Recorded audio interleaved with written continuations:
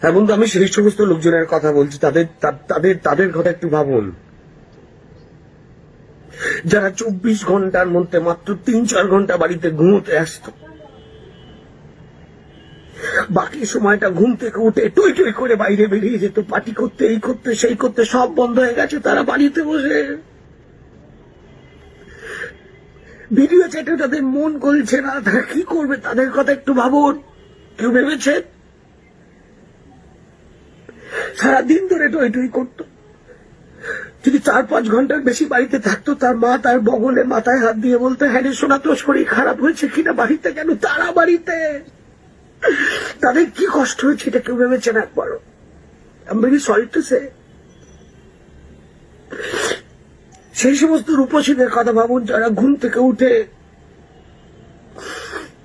মুখে 1 বালতি মেকআপ করে বাড়ির বাইরে বেরোতো, সারাটা দিন সে কাটাতো হচ্ছে পার্লারে, নোক কান পেডিকিউর ম্যানিকিউর, বেচারাদের ভূতের মতো দেখতে হয়ে যাচ্ছে, লোম বড় হচ্ছে গায়ে, বাড়িতে কত মেকআপ রয়েছে, তারা সাজবে, এবার তো মেকআপ ফুরিয়ে যাবে।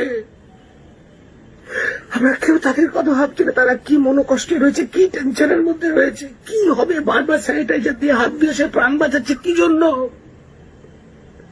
তাদের কষ্টটা কেউ ভাবছে না।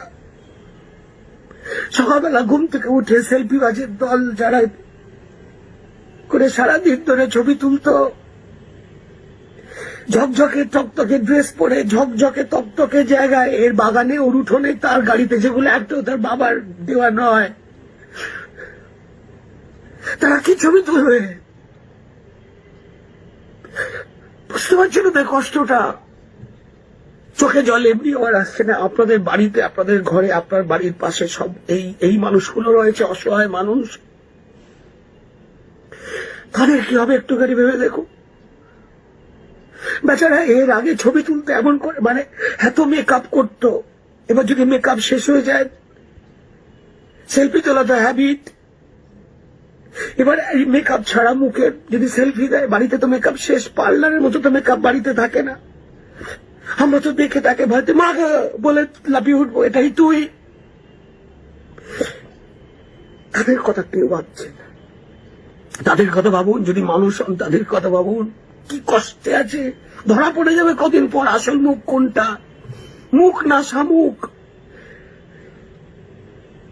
আমি জানি না, মানে কোথায় যাবে বেচারাগুলো বলুন তো, যারা এর তার বাগানে, উঠোনে, এর গাড়িতে, তার গাড়িতে এমন করে সেলফি দিতে, যেন তার বাপ মাসে 2 লাখ 3 লাখ 5 লাখ ইনকাম করে।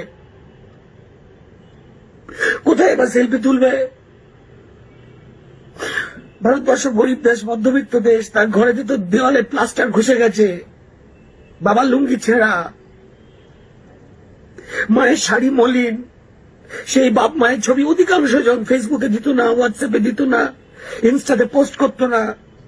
এবার তার তো ছবি তোলা হ্যাবিট হয়ে রয়েছে, এবার সে কি ছবি পোস্ট করবে? তার কথা ভেবেছেন? সে ধরা পড়ে টেস্ট করলে করোনা এফেক্ট কি এফেক্টেড নয় সেটা ধরা পড়ছে, কিন্তু এই টেস্ট কে করবে? তাকে তো নিজেই টেস্ট দিতে হবে, নিজে কারণ তার তো সেলফি দেওয়া হ্যাবিট। একবার কেউ এদের কথা ভাবছে? বাড়িতে আটকে রয়েছে, 4-5 ঘন্টার বেশি বাড়িতে থাকে না। কেউ কেউ তো একটা পয়সায় রেস্টুরেন্টে ড্রিঙ্ক করতো, খাবার খেত। কি হচ্ছে তাদের? বাড়িতে ডাল ভাত খেতে তাদের ভালো লাগে? তারা একবারও পরিচয় দিতে চায়নি যে তারা মধ্যবিত্ত না। এইবার কি হবে?